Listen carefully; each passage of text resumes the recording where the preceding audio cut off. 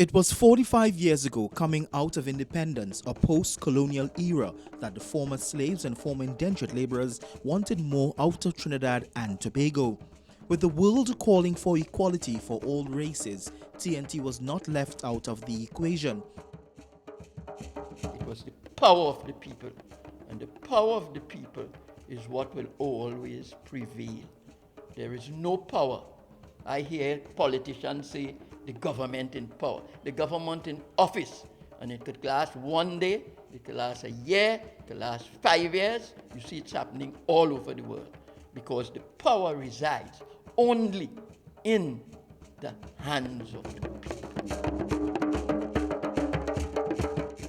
But it all escalated in 1969 to 1970 as calls grew for the descendants of slaves and indentured laborers to be given more opportunities across the board.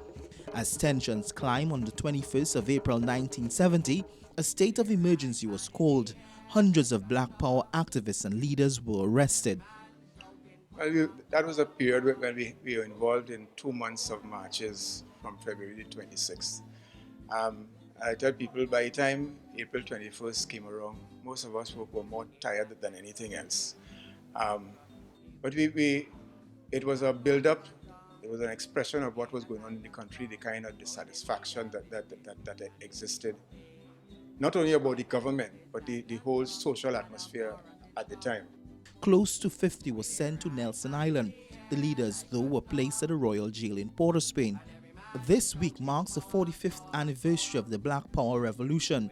The struggle and the events have not been forgotten, especially by those who were detained on Nelson Island.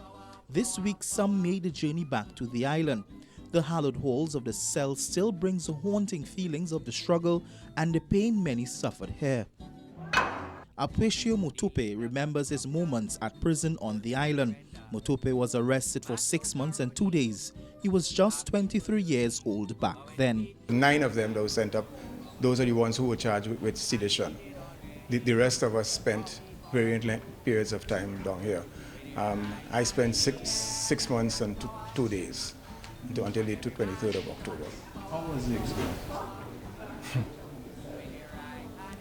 You've never been in jail, right? Well, it was not easy. That for most of us, almost all of us, it was the first time that we had been incarcerated in any form. We were not treated like criminal prisoners because of the status of political detainees. There are international rules covering that.